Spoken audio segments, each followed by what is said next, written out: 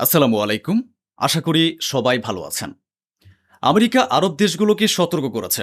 তারা নোটিশ দিয়ে দিয়েছে যে যদি এ সপ্তাহে যুদ্ধবিরতি না হয়, তবে আগামী সপ্তাহ থেকে ইরানের সাথে যুদ্ধ আরও ছড়িয়ে পড়বে। আপনারা কি এ কথার অর্থ বুঝতে পারছেন? ডোনাল্ড ট্রাম্প অর্থাৎ আমেরিকা আরবদের একটা ইশারা দিচ্ছে, যুদ্ধবিরতি করাও, আমাকে বাঁচাও, তা না হলে যুদ্ধ বেড়ে যাবে এবং তোমাদের উপর ক্ষেপণাস্ত্র এসে পড়বে।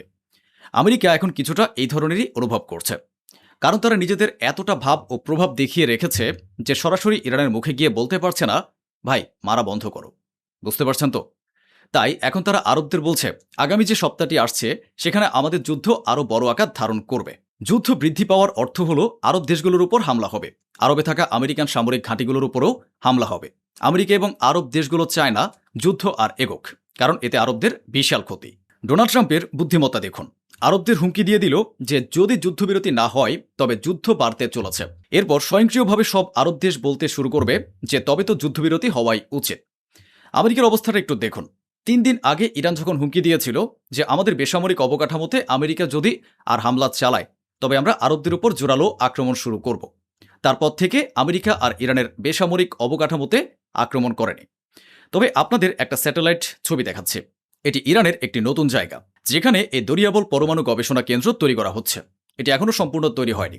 এখানে ইরানের পরমাণু অস্ত্রও নেই এবং তারা এখনো তেমন কিছু করছেও না।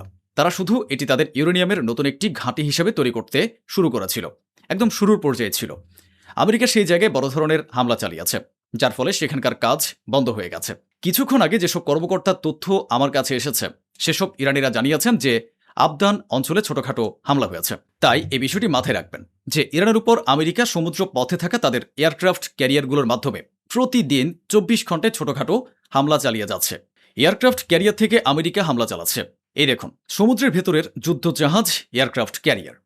এই এয়ারক্রাফট ক্যারিয়ারে F-35 যুদ্ধ বিমান মোতায়েন আছে।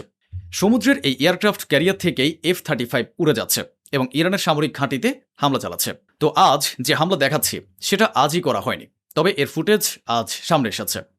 এই দেখুন, ইরানের জস্ক এলাকার ওয়াটার প্লান্টে হামলা চালানো হয়েছে, যে পাইপলাইন আর ওয়াটার প্লান্ট থেকে 10,000 ইরানি পানীয় জল পেত।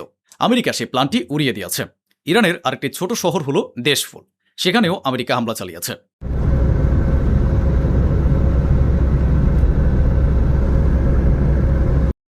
ইরানে মৃতের সংখ্যা বেড়ে 57 ছুঁয়েছে এবং আহতদের সংখ্যা 500 ছাড়িয়ে গেছে।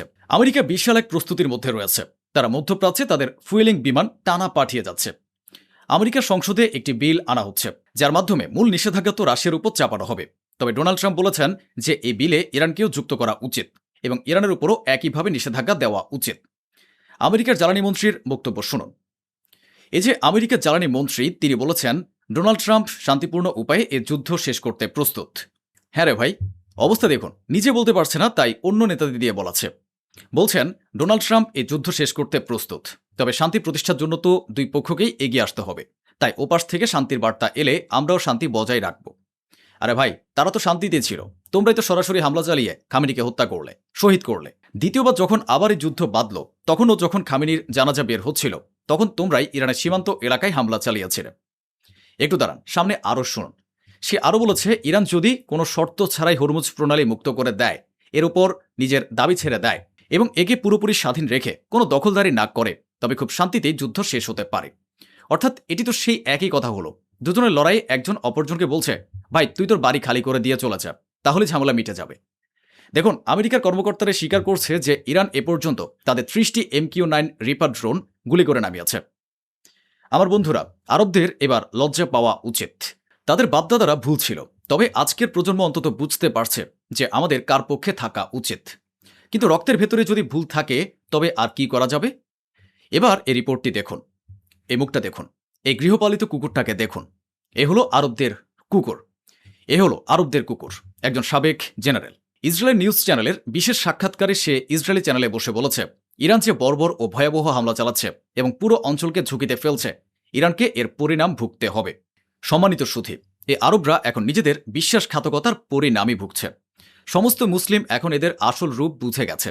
মুসলমানরা আজ এদের উপর ঠিক সেভাবেই অভিশাপ পাঠাচ্ছে, যেভাবে ইসরায়েলি এবং ইহুদিদের উপর পাঠায়।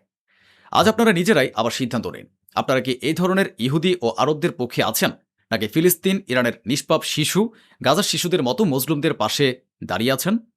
সবকিছু এখন পানির মতো পরিষ্কার দেখা যাচ্ছে। কে শয়তানের পক্ষে, কে মানবতার পক্ষে, কে দিনের পক্ষে, আর কেই বা পৈশাচিকতার পক্ষে। হরমুজ প্রণালীর এই GIF চিত্রটি দেখুন। এখানে এখন খুব কম জাহাজ চলাচল করছে। তবে ইরান জানিয়েছে যে 2টি জাহাজ তাদের নির্দেশিত পথ দিয়ে যাচ্ছিল না, সেগুলোর দুর্ঘটনা ঘটেছে। অর্থাৎ আমাদের মনে হচ্ছে এই 2টি জাহাজই বিস্ফোরকের সাথে ধাক্কা খেয়েছে। ইরান টানা ইরাকের কুর্দি যোদ্ধাদের উপর হামলা চালিয়ে যাচ্ছে। আজও খবর এসেছে যে ইরানি হামলায় 8 জন কুর্দি যোদ্ধা গুরুতর আহত হয়েছে। ইরানের পররাষ্ট্রমন্ত্রীর একটি বিশেষ পডকাস্ট সাক্ষাৎকার এসেছে।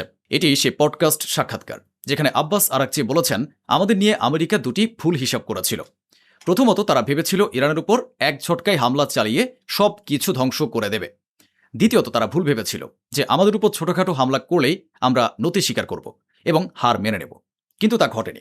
আর শেষ পর্যন্ত আমেরিকাকে যুদ্ধ থামাতে বাধ্য হতে হয়েছে। ইরান এক সাহসী জাতি।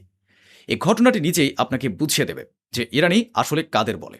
এই সাক্ষাৎকারেই আব্বাস আরাকচি জানিয়েছেন, আমি মার্কিন কর্মকর্তার চোখের দিকে চোখ রেখে বলেছিলাম, তোমরা কি জানো, তোমরা কি কখনো এমন কোনো পরিস্থিতিতে বৈঠক করেছো যে বৈঠকে তোমরা কাদের সাথে বসছো এবং তোমরা যেখানে আছো সেখানেই তোমাদের হত্যা করা হতে পারে জেনেও বসেছ? ইসরায়েল তো আমাদের মেরে ফেলার হুমকি দিচ্ছিল এবং তা সত্ত্বেও আমরা কোনো ভয় না পেয়ে তোমাদের সামনে বসে কথা বলছি। তোমরা কি কখনো কাউকে এভাবে দেখেছ? মার্কিন কর্মকর্তা একেবারে হতবাক হয়ে গিয়েছিলেন। তারা ধাক্কা খেয়েছিলেন যে আরে, এই পরিকল্পনা ইরানের পররাষ্ট্রমন্ত্রী জানলেন কিভাবে?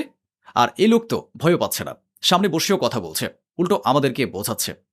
আব্বাস আরাকচি আরও বলেন, আমি তাদের বলেছিলাম যে ইরান ভেনেজুয়েলা নয়, যে তোমরা ভেনেজুয়েলার একজন মানুষকে অপহরণ করলে আর সবাই ভয়ে পিছিয়ে গেল। আমরা এক সাহসী জাতি। ইরানের পররাষ্ট্রমন্ত্রী আব্বাস আরাকচি এটাও নিশ্চিত করেছেন যে আমি সুপ্রিম লিডার মোস্তফা খামেনির সাথে দেখা করিনি। আমার মনে হয় খুব কম মানুষই মোস্তফা খামেনির সাথে দেখা করেছেন। ইরানের পররাষ্ট্রমন্ত্রী আব্বাস আরাকচি এটাও নিশ্চিত করেছেন যে আমি সুপ্রিম লিডার মোস্তফা খামেনির সাথে দেখা করিনি। আমার মনে হয় খুব কম মানুষই মোস্তফা খামেনির সাথে দেখা করেছেন, আর ওনার নিরাপত্তা ও সুরক্ষার জন্য এটাই জরুরি। আব্বাস আরাকচি আরও জানিয়েছেন যে আমাদের পরিকল্পনা আগে থেকেই এটি ছিল যে আমাদের নেতৃত্বকে, আমাদের সুপ্রিম লিডারকে যদি নিশানা করা হয় তবে আমরা হরমুজ প্রণালী বন্ধ করে দেব। ইরানের পররাষ্ট্রমন্ত্রী আব্বাস আরাকচি আরও বলেন, আমরা আমেরিকার সাথে আলোচনা চালিয়ে যাব। চাই সেই আলোচনার বৈঠকে সুফলের আশা মাত্র 10% হোক না কেন, তবুও আমরা আমেরিকার সাথে আলোচনা করে যাব।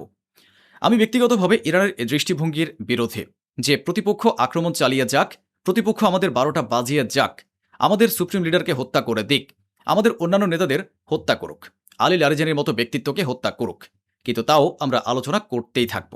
তিনি সামনে এও বলেন যে যদি 10 দিন আগেও চুক্তি হয়ে যেত তবে আলী লারিজানি বেঁচে যেতেন এবং আমাদের কিছু শীর্ষ নেতা বেঁচে যেতেন, আমাদের স্টিল প্লান্ট বেঁচে যেত। ভাই সাহেব, এই বিষয়টি আমার মাথায় ঢুকছে না যে আপনি যখন যুদ্ধে নেমেছেন তখন তো ক্ষতি সবচেয়ে বেশি হবে। তা না হলে যদি চুক্তির এতই তাগিদ থাকে তবে অবিলম্বে আমেরিকার সামনে নতজানু হয়ে যান যে ভাইয়া, আমাদের এগ্রিমেন্ট করতে হবে, ডিল করতে হবে। এই ধরনের কথাবার্তার কারণেই ইরানের পররাষ্ট্রমন্ত্রী আব্বাস আরাকচির বিরুদ্ধে ইরানের স্লোগান ও বিক্ষোভ হয়েছিল। ইরানের পররাষ্ট্রমন্ত্রী নিজেই এক্সপোজ করে দিয়েছেন। ইরানের পররাষ্ট্রমন্ত্রী বলেছেন, আমাদের সুপ্রিম লিডার শহীদ আয়াতুল্লাহ সৈয়দ আলী খামেনি কোথায় ছিলেন তার শত্রুরা জানত, কারণ এটি ছিল আমাদের নিরাপত্তা ব্যবস্থার একটি বড় গলদ। অর্থাৎ তিনি মেনে নিয়েছেন যে আমাদের IRGC-তে সেনাবাহিনীতে ও কর্মকর্তাদের মধ্যে বিশ্বস্ততার অভাব বা গাদ্দার উপস্থিত ছিল। এরপরে তাদের উপর হামলা হয়েছে, আর আজকেও সেই গাদ্দাররা রয়ে গেছে। সে নিরাপত্তা ত্রুটি এখনও পুরোপুরি দূর করা যায়নি। এখনও আমাদের অভ্যন্তরীণ গোয়েন্দা বিভাগ এ নিয়ে কাজ করছে। তাহলে ইরানের পররাষ্ট্রমন্ত্রী নিজেই স্বীকার করলেন যে ভেতরে গাদ্দার আছে। তাই ইরানের সবার আগে সেই সব লোকদের দিকে নজর দেওয়া উচিত যারা জার্মানি, ফ্রান্স, ব্রিটেন এবং ভারত থেকে সেখানে গেছে, যারা অফিসিয়ালি কোনো কাজ, মাদ্রাসা বা কলেজে গেছে। আমি তাদের কথা বলছি না, কিন্তু এই যে অনেকে মাদ্রাসা পড়ার নামে যাচ্ছে অথচ সেখানে পড়ালেখা করছে না, স্টুডেন্ট ভিসে গিয়ে সেখানে পড়ে আছে, সেই সব লোকদের দিকে নজর দেওয়া উচিত। ইরানের পররাষ্ট্রমন্ত্রীর এই বক্তব্যটি কিন্তু বেশ আশঙ্কাজনক। ইরানের ভেতরে যে প্রচুর বিশ্বাসঘাতক রয়েছে এই বিষয়টি আমি আগেই টের পেয়েছিলাম। জনাব আব্বাস আরাকচি বলছেন, আমার মতে আমি যতটুকু জানি শত্রুরা জানতো যে সকালবেলা সুপ্রিম লিডার ওনার নিজ বাড়িতে আছেন। আমেরিকারও জানা ছিল যে ঠিক কোন সময় হামলাটি চালাতে হবে, আর সেই কারণেই তারা যখন হামলাটি চালায় তখন ইরানের শীর্ষ কমান্ডার এবং IRGC-র প্রায় 40 জনের মতো কর্মকর্তা ওনার সাথেই ছিলেন। তাহলে বুঝতে পারছেন এতদিন ধরে আমি যা বলে আসছিলাম এবং যে বিষয়টি নিয়ে আমি চিন্তিত ছিলাম তাই বাস্তব প্রমাণিত হলো। ইরানের অভ্যন্তরীণ নিরাপত্তা নিয়ে যখনই প্রশ্ন তুলতাম তখনই মানুষের খারাপ লাগতো। অনেকে বলতো 1-2 টাকার মানুষ নাকি ইরানের কাছে জবাবদিহি করতে চাইছে। অথচ আজ ইরানের পররাষ্ট্রমন্ত্রী নিজে স্বীকার করছেন যে তাদের সারিতে গাদ্দার রয়েছে, নিজেদের মানুষদের মধ্যে বিশ্বাসঘাতক রয়েছে, নিরাপত্তার বড় ত্রুটি রয়ে গেছে, আর সেই ত্রুটি আজও দূর করা যায়নি। যাই হোক, এখন ইরানকে, বিশেষ করে যারা বিদেশি নাগরিক রয়েছে, তাদের উপর সবচেয়ে আগে কড়া নজর রাখতে হবে। পাশাপাশি ইরানের সংবেদনশীল পদে থাকা কর্মকর্তাদের উপরও নজরদারি চালাতে হবে। বর্তমানে ইরানের সুপ্রিম লিডারকে যেভাবে আত্মগোপনে রাখা হয়েছে তা একটি অত্যন্ত সঠিক এবং প্রশংসনীয় সিদ্ধান্ত। তো বন্ধুরা, এই ছিল আজকের আয়োজন, যা স্বচ্ছভাবে আপনাদের সামনে তুলে ধরা হলো।